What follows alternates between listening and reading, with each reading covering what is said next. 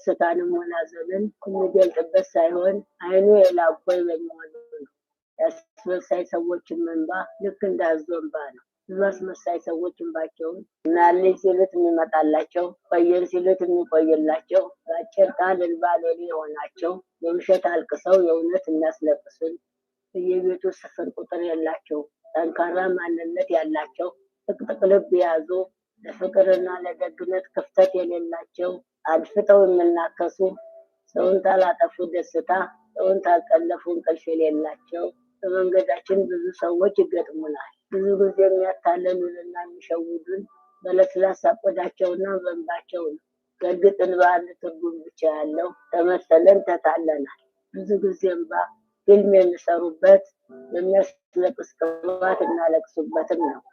በእርግጥ እንባ ደስታን መግለጫ ሐዘንን መወጫ ነው። እንባ የሰዎችን ስሜት ወክሎ የሚታይ መለክተኛ ነው። ድሮ አስለቃሽ ራሷ አታለቅስም ይባል ነበር። ሁሏን ተቀብታ ለቅሶ ትወጣለች። ሁሉም ሳይበላሽ ትመለሳለች። ምክንያቱም እሷ ማዘን አታውቅም። አይኗ ድንጋይ ተሆነ ሰንብቷል። ደረትም አትመታም። የሰው ደረት ሲፈርስ ግን ደስ ይላታል። ምክንያቱም ማስለቀስ እንጀራዋ ነውና። ቅድም እንዳልኳቸው አዞም ዛም በዋጣም ያለቀሰ ሳይሆን እያላበው ነው። ያለቅስም አያለቅስም እየበላ በማንባቱ የሚያዝን ይመስላል። ያለቀሰም በመብላቱ የምበላህ ለአንተ ብዬ ነው የሚል ይመስላል። ያዞንባ ያላቸው ሰዎች የውሸት አልቅሰው የእውነት የሚያስለቅሱ ሰዎች ናቸው። የውሸት ብንኖርም የምንሞተው ግን የእውነት ነውና የውሸት አንኖር። በጣም ወዳቸዋለሁ። ተባረኩልኝ። ደጋግመን ያው ስለዚህ በተለያዩ ቦታ ላይ ስልክ እየተደዋወልኩ ማድረግ አለ። ያው በማዕከላዊ ጎንደር ዞን በጣቁሳ ወረዳ በጽንፈኛው ቡድን ላይ ለጥፋት ይውል የነበረው የፈንጂ ሁኔታ መምከኑን እንግዲህ ከወረዳው የተገኘው መረጃ ያመላክታል ማለት ነው። ይህና መሰል ጥፋቶች እንደዛ ቢሞከርም ነገሩ ግን እየከሸፈ ቀጥሏል ማለት ነው። በዛም ይሁን በዚህ በብሔር የሚያስብ መንግስት አንፈልግም። በብሔር የሚያስብ መከላከያ፣ በተለይ መንግስትና መከላከያ ላይ ብሔርተኛ ካለ የመጀመሪያ በቃ መጥፋት አለበት። ብሔርተኛ እዛ ላይ አበክሬ እንደምሰራ ማንም ሊያውቅ ነው። ህዝቡን ዝም ነው የሚለው ህዝቡን እንኳን አኛክል ብዙ አይረብያው ተንታ መቅደላ ላይ ምንድን ነበር እሱ? እስኪ እሱን ያው ማሰማንተር አልኩም ነበር ትንሽ ላሰማችሁ እስኪ። የመንግስት ስራ ያለውን እየገደሉ ነው።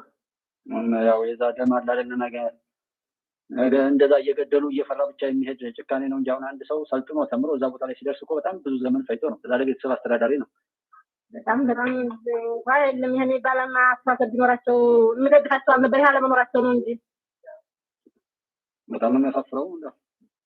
አሁን ስለማያውቁ የተማረ ልጅ ተፈለለሰው ማለት ነው። ህዝቡ ለምን ገለል ያደርጋቸው? ለምን ያክፋቸዋል? አሁን እኮ ህዝብ አንዳንዱ እያስፈራሩ ምንም እያሉ ህዝቡ ደገፍ አደረጋቸው አካባቢ ላይ ነው እንጂ ያሉ የሚባሉት ለህዝቡም ደግሞ መንግስትም ራሱ ዝም የሚለው ወይም ቤተክርስቲያን ውስጥ መስጊድ ውስጥ እየተጠለሉ ስለሚበጠብጡ ነው እንጂ ወይ ሁሉ ሰው ታዲያው የዋህ እንደሆነ በሞኝነት ብዙ እንደጎዱት መሆኑን ስለማይዘነጋ በቃ ያው 2 ዓመት 3 ዓመት እንግዲህ ልጆቹን ከትምህርት ቤት ሲያደርግ የሆነውን ነገር መቁጠር እኮ ነው። ማዳበሪያ ለብሰው ሲል ሰርተናል ሳካልናል ብለን ጭራሽ ሳንሰራ የገርም ነገር ትምህርት ተቋረጠኛ ሀገር አሁን ራሱ ከመደላ በታይ ትምህርት የሚባል ነገር ይሄው እንግዲህ 2 ዓመት እየሆነው ነው። በጣም እነዚህ የጀመሩ ጀምሮ እኮ 3ኛ ዓመት ነው። አዎ ከዛን ጀምሮ እንግዲህ ያው የለም ማለት ይቻላል። አመራሩ የመንግስት መዋቅሩ በዚህ መልኩ እየፈራ ከህዝቡ ከተነጠለ ህዝቡን ወደ ድንቁርና እየወሰዱት ነው ማለት ነው። አሁን ወዴት የሚዛደሩ ካሉ ማንኛውም የተማረ ኃይል እንደሚያገኙ ትምህርትን ዘግተው ቤትና አውዲ ነው አላማቸው እኮ ለጥላት መስራት ነው። እነሱ ይሄን አጥተው በኋላ ደግሞ ራሳቸው ይጠፋሉ። የተሰራላቸው እኮ እንደዚህ በስሜት ውላልባ የሆነ ነገር ነው። ከጀመሩ በኋላ መውጫው ጥላት ነው የሚያዛቸው እኮ። ብዙ ሰው ወርቷል። ብዙ ሰው ነው የጎዱት። ስለዚህ ደም እየተቃቡ እኮ ነው። አሁን ደም እየተቃቡ በሄዱ ቁጥር በዘላቂነት ያው ይተዋወቃል። እያንዳንዳችን መቼም ስለሚተዋወቅ በገጠር ላይ ያለው ነገር ዛሬ እንደመሸፈኛ ፋኖ ብሎ ፈነን ቢል ሁሉም እንተዋወቃለን። ነገ ደግሞ ሁሉም ሻቡን የሚሰራበት ወቅት አለ። ጥላት የሚፈልገዋል። በርግጥ ሁሉም ነገር እንዋረድ ነው እንድንጋጭ ነው የሚፈልገው። እነሱ ይሄን ጉዳይ ነው እያስፈጸሙ ያሉት። ስለሳቸውን በየቦታው ነው የሚጨፋጨፉ። እንደዛ ነው። በጣም እዛ ላይ በጣም አሁን ህዝቡ የኛ ሀገር እንኳን ተው ወጥሮም ብዙ ያው ነበር። አሁን ድንቁርናው በጣም እየተስፋፋ ሄዷል። ተማሪ ካልተማረ ነው ዋጋለው። ትምህርት እንደው የሚሆነው ሁሉ ነገር እንደው ገበሬው ከኛ በባሰ እያንዳንዱ ሰው እዛ አካባቢ ያለው እንደዛ ያው ሰዎችን መከልከል፣ ማዳበሪያ መቀማት፣ ማዳበሪያውን ደግሞ ከመጣ መንግስት ካመጣው በኋላ ከሆነ ቦታ ላይ ዘርፎ ለገበሬዎች በነፃ መሄድ እና ይችን ትንንሽዬ ግብር ነገር ራሱ ጉዳቱን ቤት መታገስ እንደነሱ ማየት ማለት ነው። ምን አለ መሰለህ አሁን የወዱ ህዝብ ብዙውን ይሄ ባላገሩ ያልተረዳው አንደኛ መንግስት ስለሌለ አሁን ግብር ተሰባቸው ይሄው 2 ዓመት ነው 3 ዓመት ነው ግብር አይሰበሰብም። አሁን ይህ ግብር የሀገር ምንጭ መሆኑን ብዙ ማያውቅ ሰው አለ። ገብቶሃል? በዛው ልክ ግብር አለ መክፈሉን እንደ ነፃ ሆኖ እንደሚቀጥል ማሰብ እኔ መሬት ላይ ግብር ሰው ከፈልኩ ብሎ ማሰብ ሁሉ የለበትም ግፍ ስለሆነ ማለት ነው። ግን በዛች ያ ነገር ሁሉ ስለቀረለት ደስ ብሎት የቀጠለ አይነት ኃይል ሁሉ እንዳለ 500 አንድ ይሄን ማትጎደለብኝ መንገድ ይሰራል ብሎ የሚቀረው ትምህርት ቤት ጤና ጣቢያ መቅረቱንም ይረሳል ማለት ነው። ቀረሱ ለለቱ ያችን 500 ሆነ 1 ሺህ ብር የሚከፍላትን የለቱን ብቻ ነው ያሰበው ይመስለኛል። እንደኔ ታስበው ከዛ በላይ ጤፍ ሁሉ ኬላ ላይ የጣሉ ጤፍ ሁሉ እኮ እህል አዋጡ ብር እያሉ እኮ ሲጥሉ እንሰማቸዋለን በአንዳንድ በስልክ ሲጥሉ። ሁለተኛ ነገራቸው ደግሞ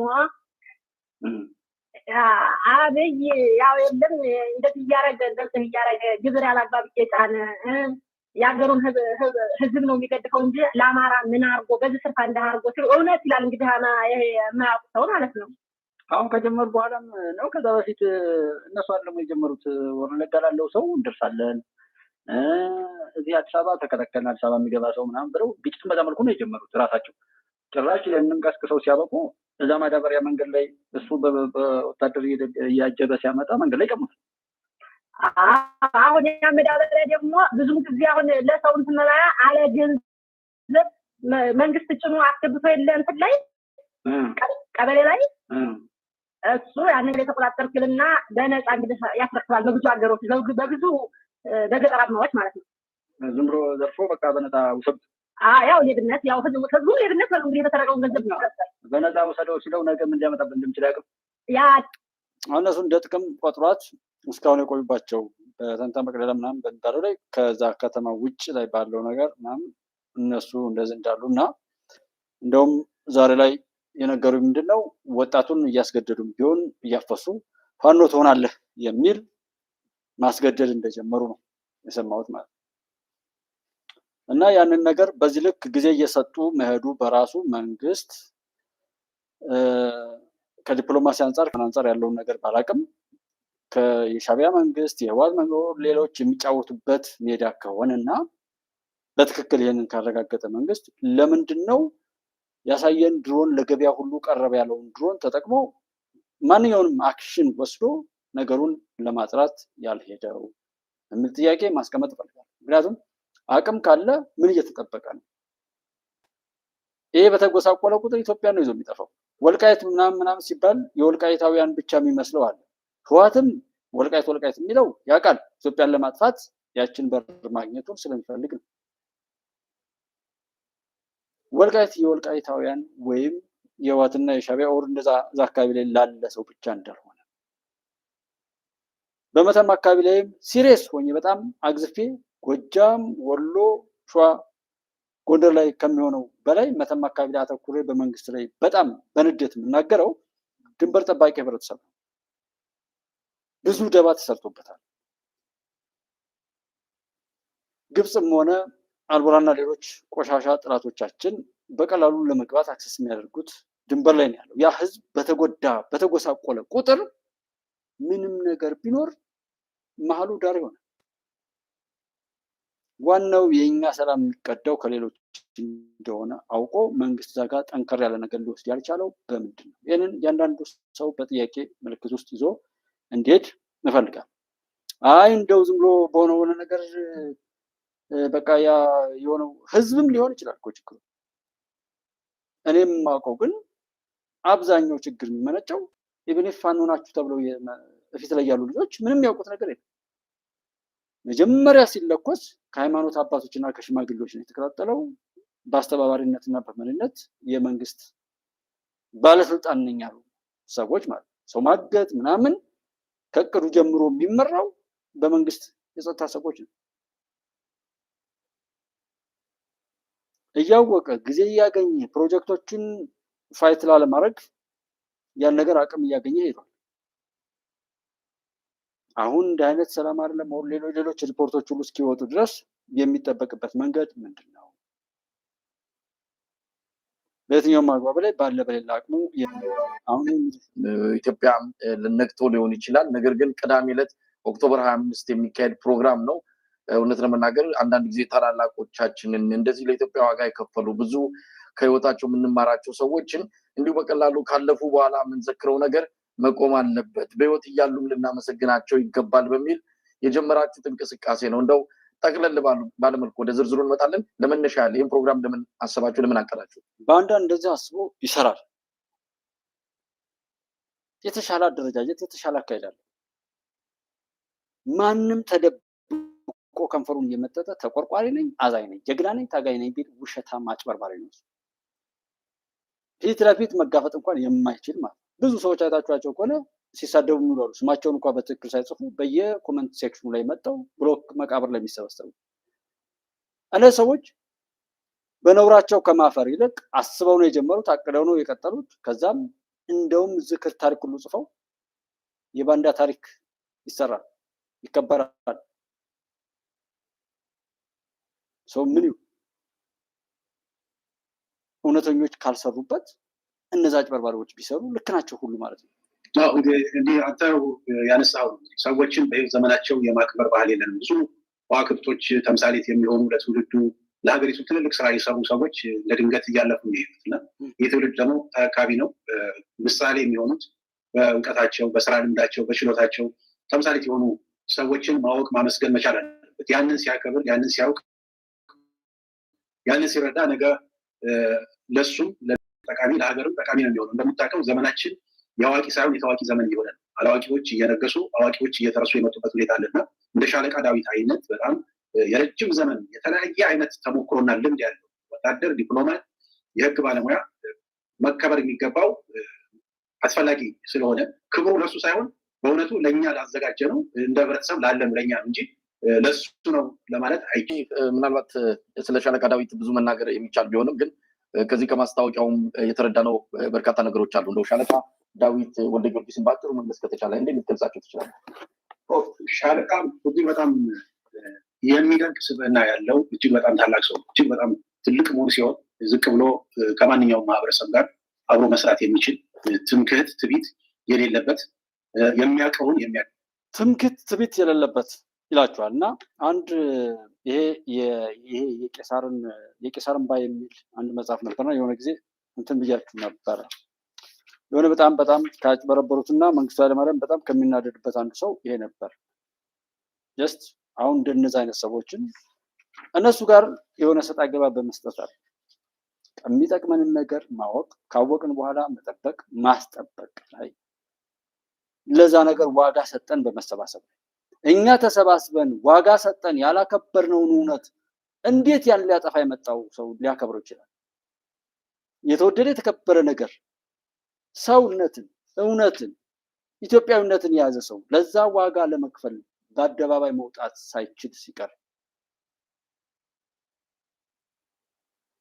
ያንን እንደማያጠፋው እያወቀ የሚችለውን ያክል ግን ተደራጅቶ የሚወራጭ የጥፋት አውሬ ምንም ነገር ቢያደርግ እኮ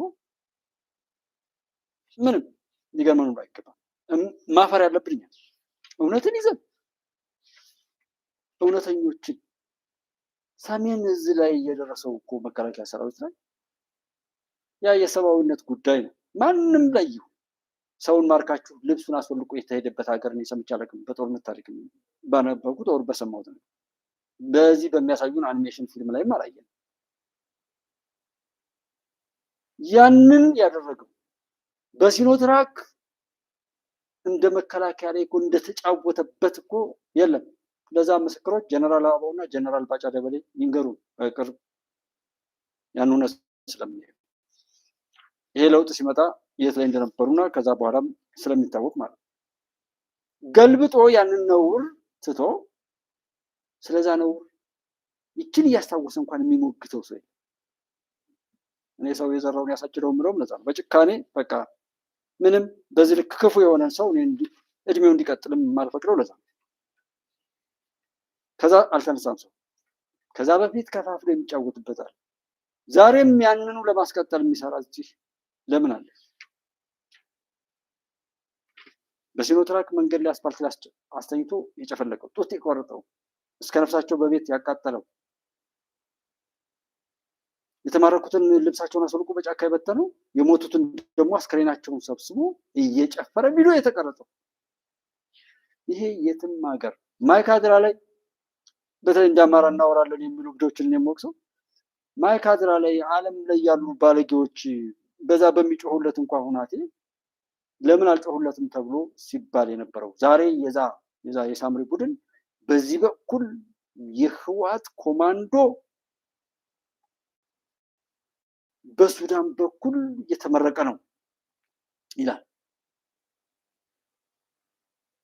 መመረቅና መረገም እንዴት ሰው ይጠፋል? እና ምን ይጠበስ? እንፍራ? ወልቃይት እንስጠው ለሻዕቢያ ለህወሓት ማለት ነውር ነው። እንደው ይሄንን እንኳን እንደው ርዕስ አድርጎ አሁን በዚህ ልክ አጋኑ ለማን ይጠቅማል? ይሄን ማለት አያወቅነው በሚጠቅመው ለምን ነገ ወቅት የሚሰጠው እንደ ወቅት በሽታውን እንደ በሽታ ያ በሽታም እንዲነቀል የሚያስችለውን ነገር እናገራለን። ዝም ብሎ የተገኘው ነገር ሁሉ አይወራም። በስንት ነው ይኸው በዚህ ያህል ዶላር በ50 በ200 ዶላር አከራይቼ 50 ዶላር እየከፈልኩ የምጫወትበት ነው የትግራይ ወጣት ብሎ ነግሮናል። ምን ይደንቀናል? ተመረቀ ምናምን መመረቅና መረገም እንኳን ሰው አይገባም እና እንደዛ አይነት ነገር ሁሉ እያሉ የሚያሾፉበት ሁኔታ አለ። ይሄንን የሹልቃው ዳዊትን ሰው እንዲነደውና እንዲያስተካክል ብዬ ነው እዚህ ላስታውስ የፈለኩት። በዋናነት በዛም ይሁን በዚህ መልካም ዘር እንስራ። የሚጠቅመን እሱ ብቻ። የኛ ውሎ የኛ ተሳትፎ ስሌት ያለው ላለመክሰር ያሰበ አስበው አቅደው ሰውን ለመክሰርና ሰውን ለመጣል የሚሰሩ ሰዎች አሉ። ይስሩ፣ የዘሩትን ያጭዳሉ። እኛ ግን በተቻለ አቅም ላለመክሰር ስራ ብንሰራ እንጠቀማለን። ዋናው እሱ። በዛሬ ላይ ለገንዘብ ብሎ ገንዘብ የሚመኩበት ወቅት አለ። ስልጣን የሚመኩበት ወቅት አለ። ጉልበት የሚመኩበት ስልጣኔ መሳሪያ ምናምን የሚመኩበት ወቅት አለ። ሰው እንዴት እንደሚያየው አላውቅም። የትኛውም ዓለም ላይ ከኢትዮጵያ የተሻለ አንጻራዊ ሰላም ያለበትም የለም። የትኛውም ውጭ ሀገር ያላችሁት ወንድሞቼ ታዘቡኝ እስኪ። አላችሁበት ሀገር ላይ ዲጂታላይዜሽን ባይመጣ የስራ ባህሪውና ሁኔታው በራሱ ሰዎችን ባይቆጣጠራል እንደ ኢትዮጵያ ብዙ ሰዓት እረፍት የሚያገኝ ወይም እንደዚህ ቢሆንና እዚህ ተንቀሳቀሱ ከጧቱ 2 ሰዓት ምናምን ጀምሮ የሆነ ይሄ ድራፍት ቤት በሉት ስጋ ቤቶች ምናምን ሰው ሙሉ ነው። ማታ ብትሄዱ ሙሉ ቀን ሙሉ ነው። የሚሰራ ሰው ሁሉ ያለ አይመስላችሁ? አንዱ ያስቸገረን ራሱ እኮ ለምሳሌ ጎግል እዚህ ኢሜሎችን በመክፈት ውጭ ላይ ያሉ ወንድሞች ጎግል በከፈቱ ቁጥር የሆነ ፔመንት እንዳለው ጀስት እንደፈለጉ እንዳልሆነ ለምሳሌ ቪዲዮ ዳውንሎድ ዩቲዩብ ላይ ዳውንሎድ ለማድረግ አሁን የዓለም የንግድ ማህበር አባል ስላልሆነ ኢትዮጵያ እንደፈለግን ዳውንሎድ እናደርጋለን። ቪፒኤን አብርታችሁ ሞክሩት። በጣም ብዙ ዶላር ነው የሚጠይቃችሁ አንድ ቪዲዮ ዳውንሎድ አደርጋለሁ ብትሉ። ልክ በዛ ልክ ነገሮች ኮንሰንትሬት እየተያዙ በቁጥጥር ስር እየዋሉ ያ ምንም ነገር ይሰራ ምንም ሰው እንደማያመልጥ ስለሚያውቅ ብቻ የሚጠነቀቅ እንጂ ሚስቱን ለማክበር ፈልጎ ባሏን ለማክበር የጋብቻ ሁኔታም ቢሆን እያለቀሰም ቢሆን እየጤሰም ቢሆን ንዴቱን እምቅ አድርጎ ይችላታል። ትናንትና ከትናንት ወዲያ እንዳሳየናችሁ እና ሀብታሙ ቢሮ ላይ ቢሆን ዳናንድ እየተባለ ያስ ምናምን የተወላጋገደ አማርኛ እንትን አማርኛ ያሉት እንግሊዘኛ እንደዛ የሚያወሩትን ስታዩቸው ምንም አይነት ስህተት ቢፈጠር የት እንደሚሄዱ ስለሚያውቁ ነው። እዚህ ግደል፣ ደብድብ፣ መከላከያ ላይ ተኩስ፣ መንገድ ዝጋ፣ መንግስትን ገልብጠው ብለው የሚያወሩ ሰዎች እዛ ላይ አንድን የጸጥታ ኃይል ፖሊስን የሚሆነ የመከላከያን አባል አፍን ከፍቶ መሳደብ እንኳን እንደማይቻል ያንን ያደረገ ሰው እንዴት እንደሚሆን ምን ቅጣት እንደሚጠብቀው ያውቃል። ስለሚያውቅ ተጠንቅቆ ነው የሚያደርገው። ያ የተሰራው የቁጥጥር ስርዓት እንጂ ሰው ሰልጥኖ ነው ወይ? በተለይ ከኛ ሀገር የሄዱትን ባለጌዎች ነው። ከኛ ሀገር የሄዱ ሰዎች ስልጡን ሆነው ነው ወይ? ስልጡን ቢሆኑማ ዝም እኮ ሰው እንዳይሞት ይቆረቆሩ ነበር።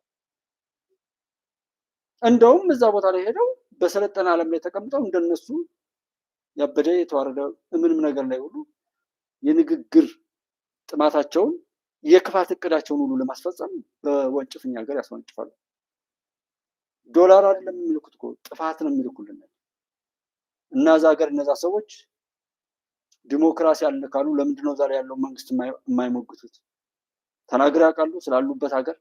የትኛውም ኢትዮጵያ ላይ የኢትዮጵያን መንግስት ለማፍረስ የኢትዮጵያን ህዝብ ለማበጣበጥ ሲሰሩ ሲያወሩ የሚውሉ ሰዎች እዛ ያሉበት ሀገር ላይ ዲሞክራሲ በሽበሽ ነው ለምሳሌ እያሉ የሚያወሯቸውን ውሰዱና እዛ ቦታ ላይ ተናግረው ያውቃሉ?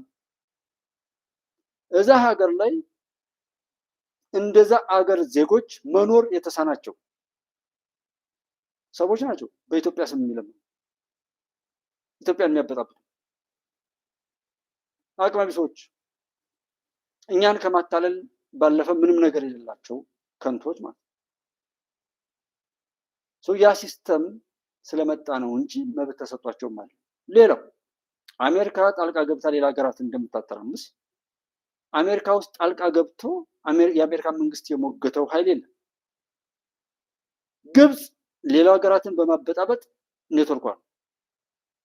የግብጽ ፖለቲካ በሌላ ኃይላት አልተበጠበጠም። የሱዳን ይበጠበጣል፣ የኢትዮጵያ ይበጠበጣል። ሌላው ቀርቶ ህወሓት እንኳን በሌሎች ተበጥብጦ አያውቅም እስከዛሬ ድረስ። ዛሬም አልተበጠበጠም ገና። ያለው ክፍተት ግን አማራጭ ከፍቷል። ኢትዮጵያ እነሱ እንደሰሩት አይነት ብትሰራ ማን ነው ሀገሩ ነው የሚቆመው? እኛን ለማተራመስ የሚሰሩ ሀገሮች ሁሉ በሶማሊያ፣ እዛ በኤርትራ ህወሓትንም ውሰዱት፣ አንድ ሌላ የጥፋት ክንፍ፣ ሱዳን፣ ግብጽ ራሷ፣ ሌሎች ሀገሮች ሰለጠንኩ የሚሉት እንግሊዝ ሀገር አንድ አሁንም ዛሬ ካየሁት አንድ የትውልደ ኢትዮጵያዊው የወሲብ ቅሌት እንደዛ አደረገ ተብሎ ሰልፍ ወጥቷል። እነሱ ሰልፍ የወጡት ተጨማሪ ፕሮቶኮል ለመጠበቅ ነው። እኛ ሰልፍ ስንወጣ ለመሞትና ጭራሽ ካለንበት ወደታ ለመር እነሱ ምናልባት ወንድ ከወንድ የሆነ ከዛ ነገር ራሳችንን ገለል እናደርጋለን ብንል አይሆንም። የኛ ውጤት ነው። ቆያ ሴተኛ አዳሪዎች የበዙት ብዙ ቅሌታም ወንዶች ስላሉ ትዳርን አክብሮ ከመሄድ ይልቅ ትዳር የሚያፋርስ ማህበረሰብ ስለበዛ ነው።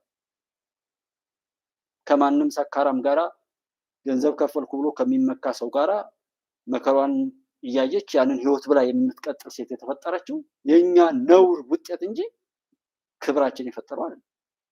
30 ኬላ 1000 ኬላ የተቋቋመው የኛ የሰዎች መታመን ማጣት ነው። ካሜራ ሲጠመድ ዲጂታላይዜሽን ሲመጣ ቁጥጥሩ ሰው ራሱን ከመቆጣጠር ይልቅ ሰው የሰራው ቁስ እንዲቆጣጠረው ስለፈቀደ የራሱ ባለቤት ከመሆን ይልቅ የሆነ የካሜራ ኦሬዲ ዲጂታላይዝ ኦሬዲ ቴክኖሎጂ ወይም የአይቲ ኢንፎርሜሽን ምናምን ከሚባለው ይሄ በየትኛውም ጥሩት የሳይበርም የአይም በሉት የዛ ጥገኛ ሆኖ ራሱን በባርነት ለቁስ ስለሰጠ እኛ ሰዎች ብንሆን ከላ ያስፈልግ። ይሄ ሁሉ ወታደር፣ ይሄ ሁሉ ኒውክለር ቦምብ ተሰራ፣ ተዋጊ ጀት ተፈጠረ፣ ምን ተፈጠረ? ዓለም ዱንያ ሸርን፣ ኃጢአትን፣ ጥፋትን በደንብ ታስተምራለች። በጎ ነገርን ግን አታስተምርም። እንደውም በጎ ነገርን እየተከተለች ታረክሳለች። በፊልም ግቡ በምን ሰው እንዴት እንደሚገደል ምናምን ያለው ሰው በጎ አርጎ ከመስማት ይልቅ በጎ ነገርን ገልብጦ አጣሞ መጥፎ አርጎ መስማትን ይመቸዋል። እንዲህ ለማለት ፈልገን ነው። ዓለም ሸርን፣ ተንኮልን፣ ጥፋትና መጠፋፋትን የምታሰለጥን የምታስተምር ከሆነ እኛ ከዛ ነገር ራሳችንን ለመጠበቅ እንኳን የሚያስችል ዝግጅት ማድረግ ላይ ማለት ነው እንጂ ፖሊሱ ረገጠኝ፣ ፖሊሱ እንደዛ አለ፣ ፍርድ ቤቱ እዛ ድረስ ለምን ደርሳለሁ? ለምን ፍርድ ቤት ደርሳለሁ? እኔ ካለኝ አብሮኝ ካለ ሰው ጋራ ያለኝ ልዩነት በሆነ ነገር መፍታት ካልቻልኩና ለሰዎች ከሰጧቸው በኋላ እኮ እነሱ እንደፈለጉ ያርጉት። በቃ የእነሱ መብት እዛ ላይ ለመድረስ መሞከር እንጂ ከተያዙ በኋላ መጮህ ነው። ይሄ ሁሉ ፖሊስ ይሄ ሁሉ ኒኩለር ሰራ። አሁን እኛ ለምሳሌ እሱ 27 ባለፈው እሱ 30 ፒስ መጣ። አሁን ደግሞ 6 እሱ 35 አለ። ከዛ ድሮኖች አሉ፣ ሌላ አለ። ባለ ድሽቃውን ይይዛል፣ ባለ ክላሹን፣ አብራራው ያለው አብራራውን ይዞ ምንድነው የሚለው? እገልሃለሁ፣ አሳይሃለሁ፣ እመታሃለሁ፣ አታመልጠኝም ነው እንጂ የሚለው አሳክም ያድንሃለሁ፣ መክሬ ዘክሬ እመልስሃለሁ የሚል ሰው የለም። ይሄ አካሄዳችን የት ነው የሚያደርሰው? መዳረሻውን ማሰብ። በጎ ዘርን ሲዘራ እንደዋለ ሰው መልካም ውጤትን መጠበቅም ተገቢ አይደለምና ውሏችን ምናምን ከዓለም ጋር ያለን አስተላለፍ አጠቃላይ ሁኔታዎችን የተረዳ እውነት መሆን በሁሉም ነገር ላይ አኩራፊ ሯጭ ኦር እንደዛ ብንሄድ ጠላት የሚፈልገው ይሄን ጥቂት ሸረኛ ነውረኛ ሰዎችን በተወደዱ ነገሮች ላይ ሁሉ እየሰገሰገ የረከሰ ማንነቱን ጭኖ እነዛንም አርክሶ ቦታውን ሁሉ እንዲያረክሱት፣ እንዲያሸቱት፣ እንዲያበላሹት ይሰራል። ስለዚህ በዛ ስሜት አኩራፊው እንዲበዛ የራሱን ቤት የራሱን ንብረት እየጣለ እንዲወጣ የሚሰራበት መሆኑንና ከብዙ አንግል አንጻር ከዚህም በላይ ነገሮችን በማገናዘብ ወደሚጠቅመው አብረን መቀጠል ብቻ ይጠቅማል። ለማን ሲባል? ለራሳችን። ሁሉም ሰው ለራሱ መልካም ቢሆን ለራሱ መጥፎ ቢሆን ለራሱ የዘራነውን የምናጭድበት ዘመን ነው። በቃ የዘራነው በደንብ ነው የምናጭደው። ለዚህ መዘጋጀት ነው። አብራችሁን የነበራችሁት ወንድሞቼ በሙሉ በጣም አመሰግናለሁ። ኢትዮጵያ በድል ትቀጥላለች፣ ቆሻሻዋን ታራግፋለች። ነውረኞችን ማንኛውም በሽታዋን ሙሉ ቆሻሻ የትም ቦታ ይገለጣል። መፈክራችን ነው የሚገለጠው ሊጠፋ ሊቃጠል ነው። ይሄ ይቀጥላል። አሁን ካላለቀ ይቀጥላል፣ ካለቀም ተቃጥሎ እንዲቀበር ይሆናል። ቆሻሻው ተቃጥሎ የሚያበቃውና የሚጠናቀቀው ግን ከኢትዮጵያ ውጭ በሆነ ቦታ ነው። የት ነው? ሲደርስ እናየዋለን። አብራችሁ ስለነበራችሁ እያመሰገንኩ የኢትዮጵያ ድል ይቀጥላል። ኢትዮጵያ ታበስራ በእግዚአብሔር። መልካም ጊዜ፣ መልካም አዳር። የኢትዮጵያ ድል የተመሰከረ ነው፣ አታስቡ። እኛ አሻጋሪዎች